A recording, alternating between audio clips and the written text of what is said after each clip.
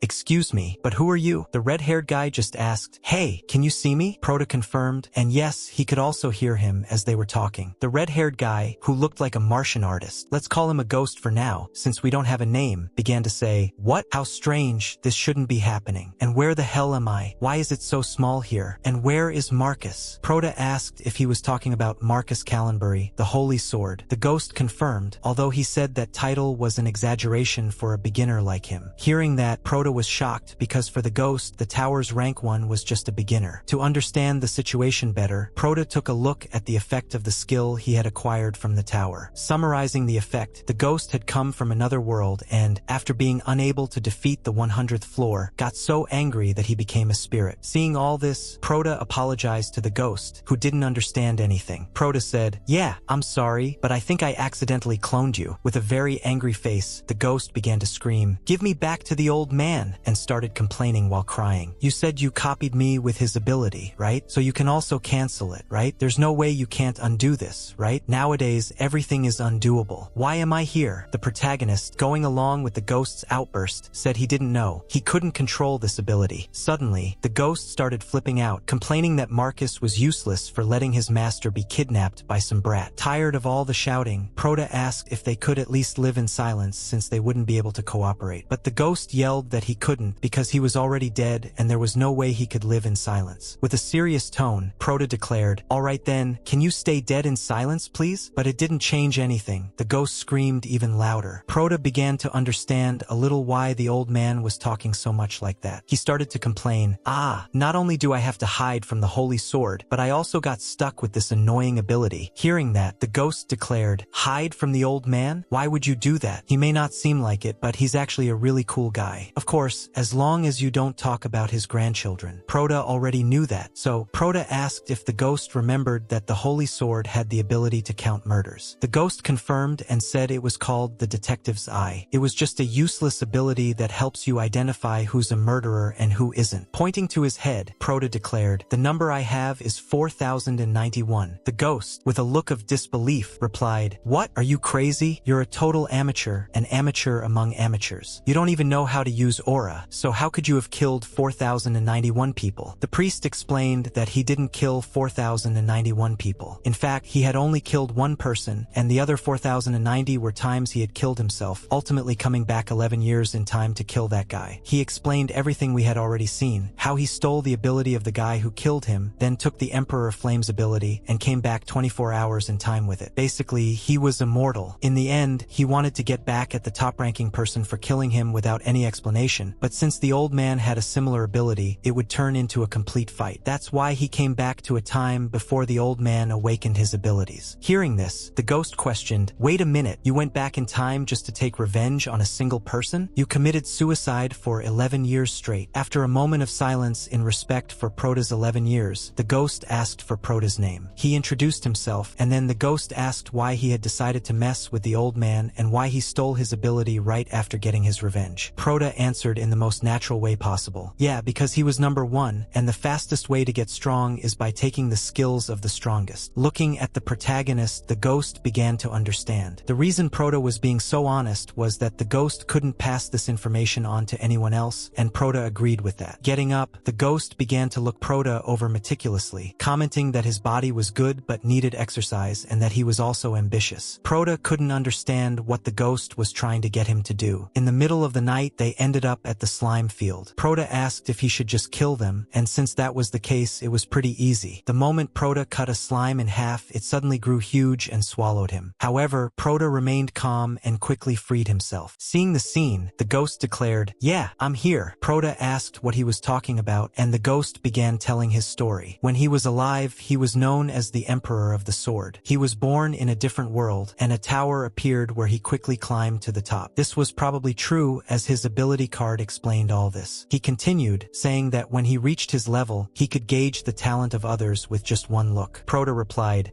so you wasted your time because I don't have any fighting talent. To which the ghost responded, it seems you do. You have talent, a very big one, to tell the truth. Proto asked if he was joking, but the ghost continued, of course, you don't have talent for martial arts. Your movements are clumsy, your body isn't trained, and you're nowhere near feeling aura. But you have a talent that no one else has. You're not afraid of death. After all, most people instinctively protect themselves when fighting, but with you, it's the opposite. This is probably because you've died more than 4,000 times. Hearing this, Proda asked if that could really be considered a talent, and the ghost confirmed, yes, because talent isn't something you're born with. Anyone can gain talent during their life, and one of the hardest talents to acquire is overcoming the fear of death. That's why you're amazing. Seeing all this, Proda began to think, no one ever told me anything like that. My God, I couldn't stand it. I never even said it to myself. I just couldn't stand being treated like an insect by the Emperor of Flames. I couldn't stand it to the point where I killed myself 4,090 times. And in the end, death became my talent. Then the ghost asked, tell me something. When you died to the old man, what were you thinking at that moment? After Proda answered, the ghost started laughing like crazy, saying it was very interesting. As Proda had mentioned before, now there was a clone of him because he copied the old man's ability. For that reason, the ghost wanted to see which of the two would become the best hunter. He decided he would help Proda to the point where even he could take on the old man. No, even better, until he surpassed him. That way, they could fight and destroy that damn tower together. A few hours later, the protagonist's alarm clock was ringing, and like me when I'm awake, he asked for another 5 minutes. But the ghost kept shouting, saying the old man must be finishing the 10th floor right now while Proda was asking for more sleep. If he didn't wake up, the ghost threatened to sing a song he learned while alive, a song that could decapitate 30 people with just the first verse. Fed up, Proda asked the ghost if he knew what time it was. Without waiting for an answer, he showed that it was 4 in the morning. Seeing that, the ghost responded,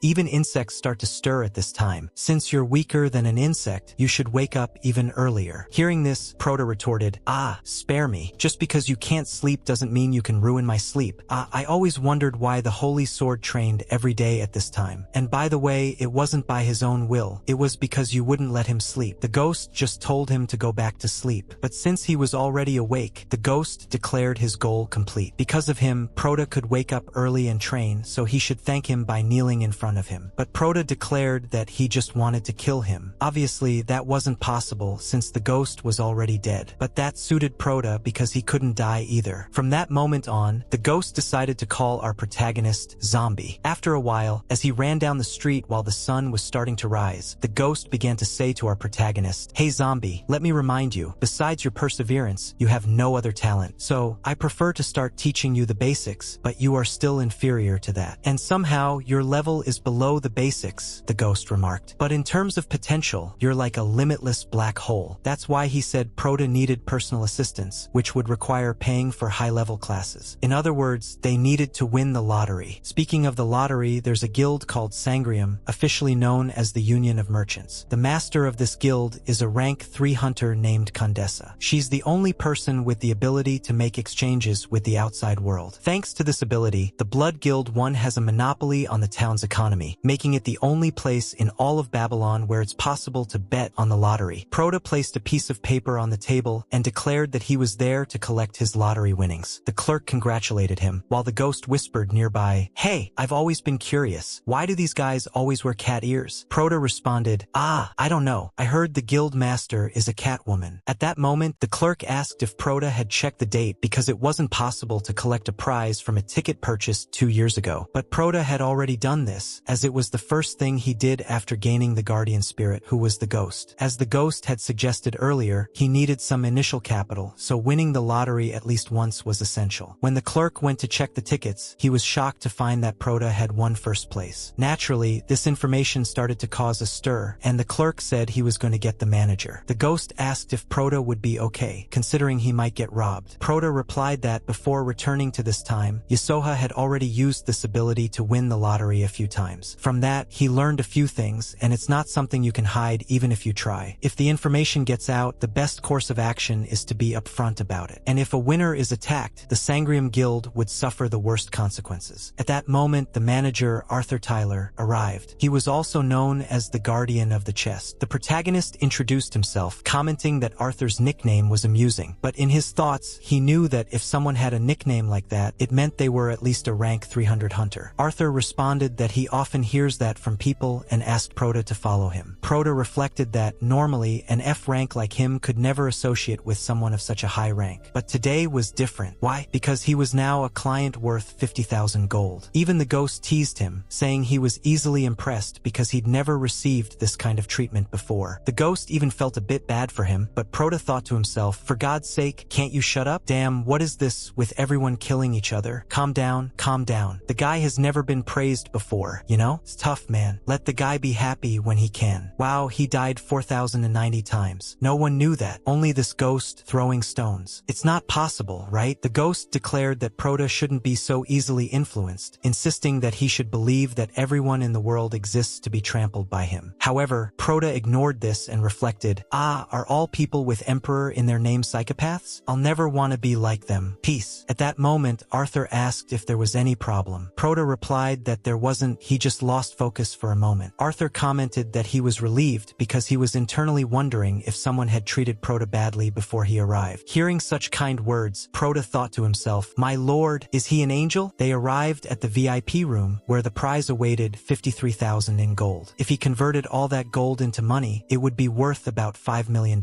With that much money, he could live comfortably for the rest of his life. If his goal had been to be successful, then he had already achieved it. However, he decided to stay on task. Becoming rich was just a small step. After all, there was a shine in gold much prettier than this one. Prota then declared to Arthur that he would leave the money in his safe. Arthur replied that it was a wise choice, as that's what he recommended to all winners. As they approached the money, Prota continued, saying he wanted to buy an honorary membership title from the Silmarillion Guild. Since the cost was about 10,000 in gold to become a second-class honorary member, he would pay in advance. Arthur asked if Prota wasn't already in a guild, and Prota confirmed that he wasn't. The ghost commented, yeah, you're smarter than I thought. A guild isn't just a group of friends or hunters. The main reason people join guilds is for protection. Sure, there are the Hunters Guards and the Association, but the city is too wild to rely on those two organizations. This was evident from the way the Emperor of Flames and the Holy Sword killed him. The Emperor of Flames never joined a guild and was always proud of his freedom. He won the lottery twice, but probably didn't pay any protection fees to anyone. Of course, someone of his level refusing to join a guild really annoyed others, which is why he was almost poisoned. Prota knew he didn't want to make his situation worse with the other great guilds, so he wouldn't be foolish like the Emperor of Flames. Oh, and of course he wanted a few more things like a cheap room for one person and a cool place to stay. And obviously, if the newspaper asked who won the prize, he could say it was an anonymous honorary member of the Silver Guild. After hearing all that Prota had said, Arthur remained silent for a moment and then remarked that Prota had come well prepared. Prota replied that the world was a very dangerous place, so it's always best to be prepared. Arthur agreed, and then the ghost approached the protagonist, joking that he was becoming very lonely and might need to change his diapers. Prota just told him to shut up, but the ghost continued, noticing that Prota seemed very happy. Prota responded, of course, this is just the beginning. For 1,000 deaths, for 1,000 days returned in time, and a power that couldn't be fully enjoyed because of my focus on revenge. Now it's time to take advantage of it, he added. The ghost then began to explain that, as he had said before, the tutorials are the most important part of his lessons. And now that Prota had enough money to pay for them, it was time to start. So what did Prota think the next step should be? Prota replied, find a competent teacher? The ghost scoffed and said, what do you mean? There's already one right here in front of you. It's the books and parchments to teach you martial arts or potions to improve your physical abilities. But at your current level, you won't be able to learn anything just by reading parchments. So the only thing you can get are potions, and they have to be of high quality. Prota asked how good the potions needed to be, and the ghost explained that when he was with the old man, they went to a place called the Alchemy Castle, where several healers worked. The potions should be made by at least someone from there. Prota then asked, aren't those things too expensive? The ghost didn't answer directly, but recounted how he was extremely shocked when he learned about the ghost's life. Prota, making a quick calculation in his head, realized that if he used all his fortune, he could only buy 4 jars. But the ghost just told him to shut up, saying that if he was good at negotiating, he might even buy 5. After running for a while, Prota was extremely tired and asked the ghost to wait. Surprisingly, the ghost really did wait, but out of nowhere, Prota ended up bumping into him, which didn't make much sense since he was a ghost. When Prota asked why he had stopped, he noticed the reason: a red shoe, one they both recognized. He remembered that Velos had also visited the same store as them. After all, the two of them were together. In fact, it was his clone who was there more or less at the same time. Seeing all this, Prota began to question in his mind, but why didn't you tell me this before? You should have told me right from the beginning. Didn't I tell you that if the old man sees me, I'm dead instantly? In the end, the old man just turned around without noticing anything. The ghost then declared that this was terrible because if the old man man was there, it meant he was probably buying all the potions. Boy, the old man must be filthy rich, the ghost commented. With all the fortune Proto won in the lottery, he could only buy 4 potions? And the old man is going to buy everything? That means he's loaded. There's no other explanation. Indeed, the old man had gone to buy the potions, and the ghost began to complain because the old man had gone right now, and that store was the best in the area. Calmly, Proto started thinking, it would be too risky to use the same store as the Holy Sword, but looking at the hunter rankings, he's not in the top 20, nor in the top 100 or even 300. They're not here. No, it's actually the opposite. Proto then said, hey ghost, I don't think I need to spend as much money as you said. I know a place where we can get these potions really cheap. After all, I know a great alchemist. Sometime later, they found themselves in a very strange place, which was actually a slum. The people there were already giving them suspicious looks. The ghost started to question whether there really was a decent alchemist in such an area. Proto replied, she's not just decent, she's a genius, the kind that only appears once in a generation. The ghost told him to stop talking nonsense, asking why a genius would live in a place like that. But Proto just told him to be quiet and follow him. The people in the slum weren't too fond of Proto because they were trying to figure out if it was worth robbing him. But they ended up deciding against it when they saw Proto talking to himself, automatically assuming he was crazy. As they walked a bit further, they started hearing a lot of shouting. They noticed a green-haired woman pleading with some men not to take her equipment because, without it, she wouldn't be able to survive. Apparently, the man didn't care how much money she had. It wasn't enough to pay him, so they were going to take everything. She begged for 5 more days, but the man said he was tired of her excuses. Last time, this week became a month, and a month became a week, he said. She even tried to hold onto the cart to prevent them from taking her things, but it was no use. The man even sarcastically suggested that she should find another line of work. Everyone in the slum started calling her useless because her prices were too high and the slum was a miserable place. But the woman retorted that her prices weren't high at all. She barely made a profit from them, insisting that it was almost impossible to find potions of the same quality and price anywhere else in Babylon. In the end, she said they should be grateful she was selling potions to them. But of course, everyone just thought she was a crazy woman shouting. With that, they all left. The ghost, seeing the situation, asked Proto,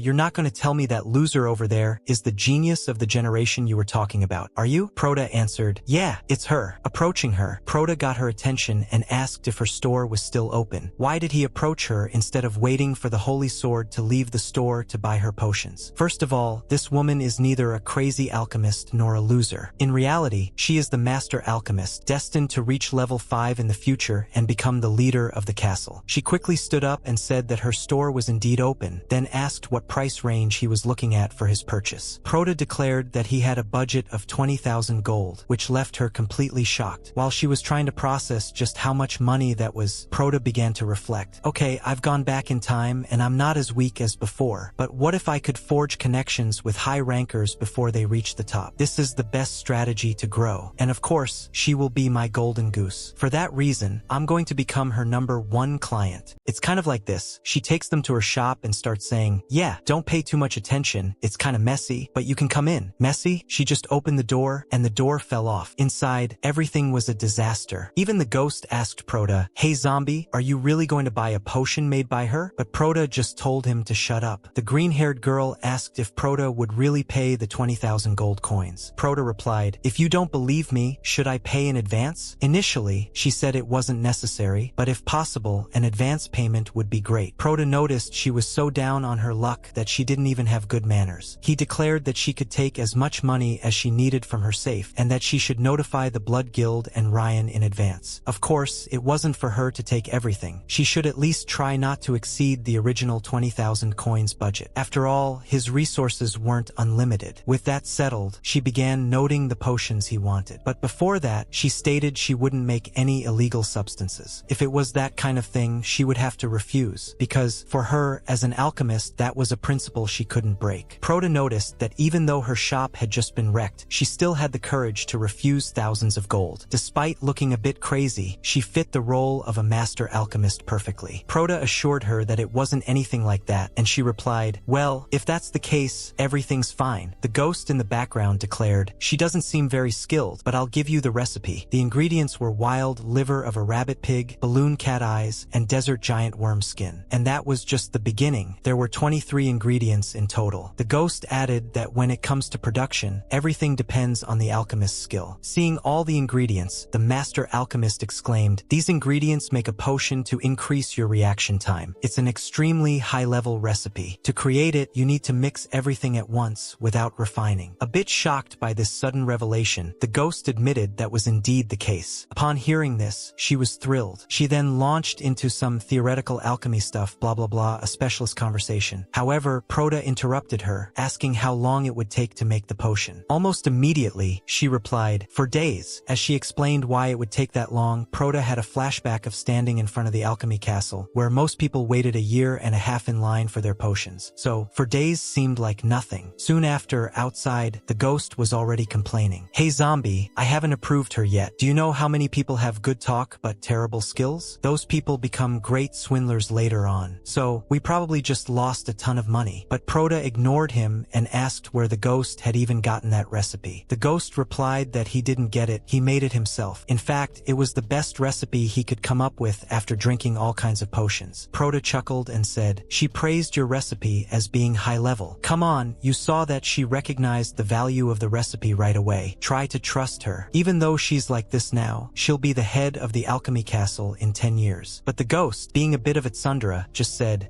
"Mark my words, zombie. I bet she'll take your money and run." Yet 4 days later, there she was, with all the boxes of potions, leaving the ghost speechless. She handed Proda 3 boxes, each with 30 potions. Proda remarked that this should have been around 30 days of work, but she managed it in 4. Internally, he thought it was 15 times more efficient than the shop recommended by the Spirit Emperor. This is how he should spend money. The ghost, noticing Proda's expression, figured he was probably cursing him silently. But just then, the master alchemist called for Proda's attention and asked, "It might be strange to ask now, but why did you make such a valuable request to an unknown alchemist like me? I'm confident in my skills, but just from looking at this recipe, I'd say there are only 2 people in all of Babylon capable of making it. But people think I'm crazy. That's why no one believes me." Proda thought, what's the reason? Is it because the alchemist in front of me is a generational genius? Or is that the only reason? In the end, she was the one who rushed to the city faster than anyone when the fire started. She also wasn't fooled by the Flame Emperor. Besides that, she was skilled, kind, and had great judgment. So wouldn't it be a huge loss if I didn't get close to someone like her? But all these thoughts stayed in Proda's mind, and he finally said, "You seem kind. I helped you because you seem kind. Honestly, I think you would have succeeded without my help. And I think good hunters like us should be successful so that we can help each other more in the future. It's frustrating seeing only crazy psychopaths succeed. I just want the best for both of us." And what Proda said there was absolutely true. He couldn't have been more sincere, so it all depended on her response. She agreed, saying it was true they needed to succeed. As she was leaving, she declared that if Proda had any more requests, he should let her know anytime. She would prioritize his orders. Well, I think that's how he finally got what he wanted so badly, right? Now he has the best alchemist by his side. And of course, since the ghost was wrong about the master alchemist, Proda made fun of the Sword Emperor a lot. Now, it's the ghost's turn to say, "Ah, what good hunters like us?" Once again, Proda just told him to shut up. The next day, in the hunting grounds on the 3rd floor of the tower, Proda was in a place full of goblins and orcs, which was quite a tough area for someone like him. The ghost simply told him to drink the potion. So, Proda took a sip and commented that the taste was pretty normal, with just a hint of lemon and maybe a little honey. However, he knew it was a potion, and soon enough, he began to feel something strange in his chest. Everything around him seemed to unfold, and his body started sweating profusely. The ghost, seeing all this, exclaimed, "Oh great, so her skills are really good. So, tell me, how does it feel? Can you count every strand of hair on your head? Even the sweat dripping from your face seems alive, right? Don't worry, those are the effects of the potion. It increases your perception of reality. Can you feel it? That thing squeezing your heart. The pain you're feeling is called aura. It exists inside every hunter in the tower, but most can't even notice it." He continued, "How well you control this aura will determine everything. It makes sense that you're feeling like you're going crazy because most people only feel it during meditation, which takes a lot of time. But since you lack talent, you at least need to work hard." In response to this situation, Proda said he was going insane. The ghost just retorted, "I don't get what you're complaining about. You're a loser who can't even use aura. If you're not enjoying this pain, maybe you should just kill yourself. Oh right, if you die, your kill count will increase, and the old man won't be too happy to see you." As Proda rushed ahead, he noticed everything around him seemed to slow down, likely an effect of the potion. Even though he could see the attacks, his body wasn't responding properly. The ghost pointed out that orcs are low-level monsters with simple attack patterns, so they should be easy to deal with once Prota figured them out. The only thing he needed to do was gather aura in his legs, but that was easier said than done. Internally, Prota thought, I can dodge if I just take one more step. Come on, legs, move. In that instant, a spark ran through his body, hitting his leg, making him run faster and dodge the attacks. The ghost commented, it's harder than you thought, right? That's because your body doesn't have the channels needed for the aura to flow properly. Imagine your body as a narrow mountain path. You need to turn it into an avenue to let the aura flow smoothly. And of course, you can only feel aura now thanks to that potion, since normally you wouldn't feel it at all. Hearing that, the ghost complained, that girl might have terrible hygiene standards, but her skills are undeniably good. Meanwhile, Prota was struggling to dodge the attacks, making the task even harder. Almost passing out, Prota asked what would happen if he turned that narrow path into an avenue. After all, he was frustrated. The ghost was right. His current state was like an overgrown, abandoned path. But what if he could overcome that? Hearing this, the ghost teased, hey zombie, you had your head cut off by old man Marco without even being able to react, right? That's a skill you see in many out there. The old man still has a long way to go. And as for you, I don't even need to comment, do I? Those words were enough to leave Prota frustrated with his progress. It wasn't the time to stand still. Just because he managed to land his first attack didn't mean it was over. Orcs have tough skin, so Prota needed to focus his aura on the tip of his blade. But for someone like him, that was extremely difficult. Still, with great effort, he managed it. Fueled by anger, he even landed a second strike. After defeating the orc, the ghost asked if it hurt. Probably did, since Prota hadn't developed proper channels for aura, yet kept using it that way. The ghost pointed out that Prota would probably die, given how weak his body was, after pushing himself so hard to take down just one orc. But the ghost didn't despise Prota for it. In fact, the final move was interesting. Still, it wasn't something Prota could be proud of, as he was in terrible shape. The ghost asked if Prota thought he was going to die, and even if he did, it wouldn't matter. After all, if it weren't for Prota's ability to come back, the ghost wouldn't have suggested such a reckless training method. Even old man Velhote would meditate before taking that potion. He wouldn't use his body so carelessly. But the ghost found it fascinating that every time Prota died, he came back. Isn't that amazing? No matter how hard Prota's training was, his body would always return to normal. That was something to be jealous of, and since his kill count increased every time he died, they needed to find a different method to prevent that from happening. Now that Prota understood how to use aura, he just needed to keep working on it without dying. As the saying goes, grain by grain, the chicken fills its belly, and so that was his first death. Switching scenes, Prota found himself in that post-death place. This time, he wasn't alone. The ghost was there, impressed. Prota was surprised and learned that the ghost called this place Purgatory, since he didn't know its actual name. As the ghost explained, the system notified Prota that the conditions for his ability activation had been met. It copied a random ability from the orc. At first, neither of them understood. But after a moment, Prota screamed, "What? Monsters have abilities too?" The ghost replied, "Okay, Prota, your ability is totally overpowered. My god, who is managing this tower? Why the hell did they give such a broken ability to a loser like you, who isn't even a great hunter like me?